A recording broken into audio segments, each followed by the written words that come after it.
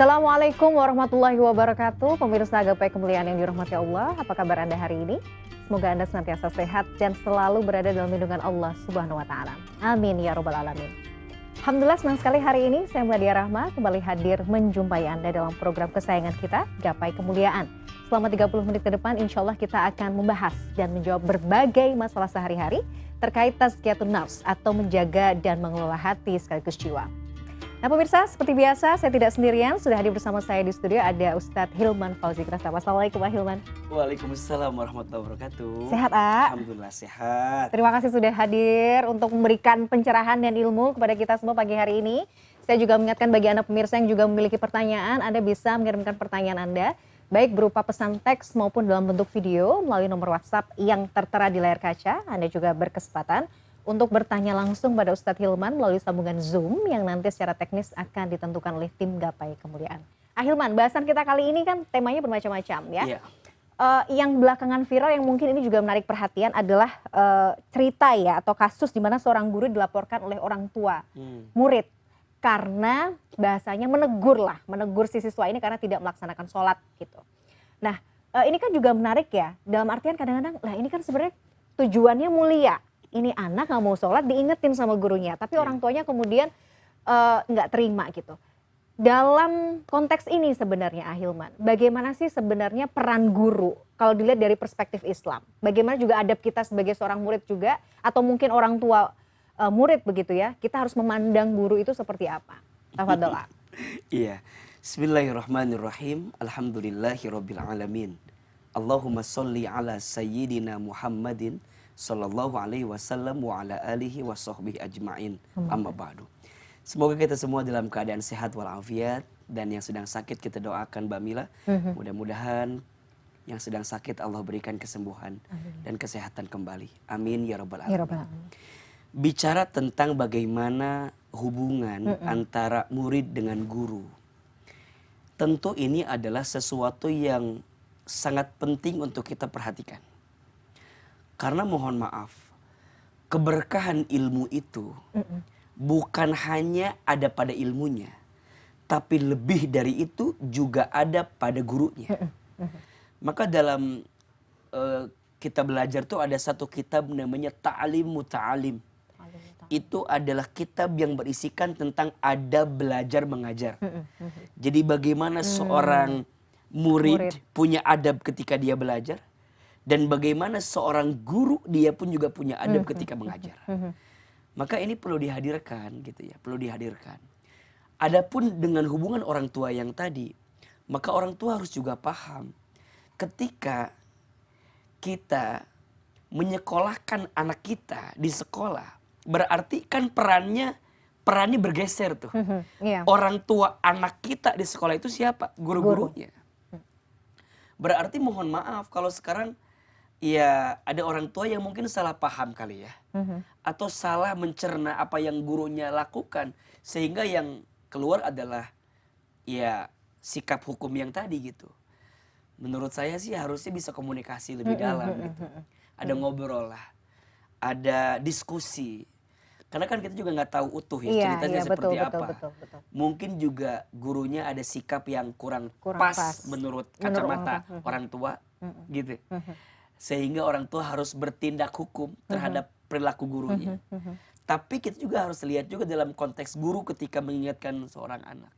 Maka perlu pembelajaran baik seorang murid kepada guru dan guru juga kepada muridnya. Ini harus didalami lebih dalam seperti apa ceritanya gitu. Tapi yang perlu kita highlight adalah bahwa itu tadi ya Hilman, ketika anak itu kita titipkan di sekolah, berarti memang sosok pendidik itu sudah ada di tangan guru. Betul. Ya. Jadi kita tetap respect ya. Respect. Sebagai makanya orang ya tua yang juga. Namanya guru tuh kan digugu dan ditiru kan. Digugu artinya ditaati apa yang diperintahkannya, ditiru dicontoh. Jadi teladan terbaik. Maka siapapun hari ini yang menjadi guru, tolong pahami dua kalimat itu. Guru, digugu, dan ditiru. Kalau memerintahkan sesuatu harus yang baik, pasti namanya juga guru. Dan ingat, keteladanan guru itu jauh lebih penting daripada apa yang disampaikan. Betul.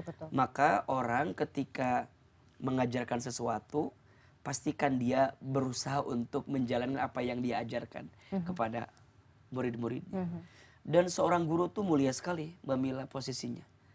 Karena Allah itu menitipkan 3 ridhonya kepada 3 manusia. 1, ridhonya anak tergantung orang tua. 2, ridhonya istri tergantung suami. 3, ridhonya murid tergantung gurunya. Maka yang namanya guru itu luar biasa posisinya. Oleh karena itu kita semua adalah murid. Siapapun hari ini yang belajar, tolong hormati gurumu, muliakan gurumu. Karena keberkahan ilmu bukan hanya ada pada ilmunya, tapi juga ada pada cara berbaktimu kepada guru-gurumu. Siap. Jadi itu tadi ya, keberkahan ilmu itu bukan hanya pada ilmunya. Bukan pada ilmunya saja, tapi bagaimana cara kita ya beradab ya, memiliki adab. Masya Allah. Jadi ini penting ya. Maksudnya saya tuh kadang berpikir begini ya Ahilman. Mungkin suatu saat anak saya masih kecil, tapi kan nanti kalau ketika anak saya sekolah berarti mindset itu juga harus ditanamkan. Betul. Maka posisikan bahwa nanti orang tuamu di sekolah adalah guru-guru ya. Tolong berbakti, berbuat baik sama guru-guru kita. Itu adalah kebaikan. Dan itu tadi ya, yang juga meluaskan berkah juga bagi si anak ketika menuntut ilmu. Makanya nanti juga seorang guru harus tahu konten dan konteks. Ada yang kontennya baik tapi konteksnya kurang tepat, jadi kurang tepat. Maksudnya cara. Misalnya apa yang diajarkan baik, tapi cara mengajarkannya kurang baik, itu bisa jadi nggak baik ujungnya. Maka ada konten, ada konteks yang perlu dihadirkan oleh seorang guru ketika mengajar kepada murid-murid. Menarik Ahilman. Bicara soal tadi ya, kasus yang tadi kita bahas di awal, ini kan sebenarnya menyuruh sholat. Buat saya ini penting. Kontennya bagus. Iya, kontennya bagus ya. Ini untuk orang tua sih sebenarnya. Ada batasan misalnya, mungkin Quran atau hadis menjelaskan nggak Ahilman? Maksudnya kan kalau untuk kita menyuruh anak kita untuk sholat, itu di umur berapa dan kapankah boleh kita menggunakan fisik ya? Misalnya mengingatkan ya untuk menyuruh sholat. Sebenarnya kalau untuk anak kan sampai usia 7 tahun, seorang anak itu harus kemudian dibekali ilmu untuk sholat. Maka di usia dia 7 tahun, dia sudah harus diminta, disuruh untuk sholat. Nah kalaupun barangkali itu kan masih dalam proses pembelajaran, naik 10 tahun, maka di usia 10 tahun itu berhak kita untuk kemudian agak lebih kenceng lah nyuruhnya, lebih tegas. Karena kita lihat apakah dia sudah masuk kategori mukallaf atau tidak. Mukallaf itu jatah seseorang sudah dimulai hisabnya.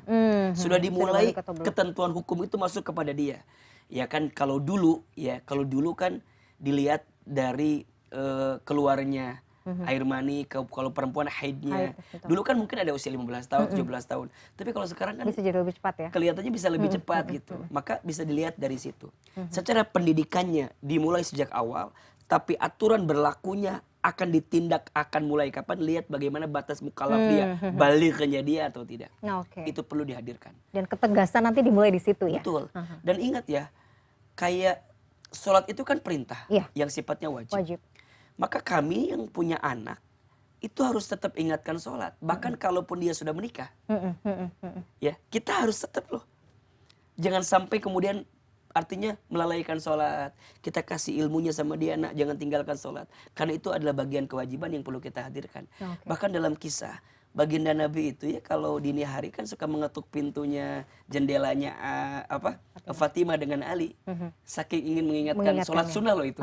Sholat sunnah.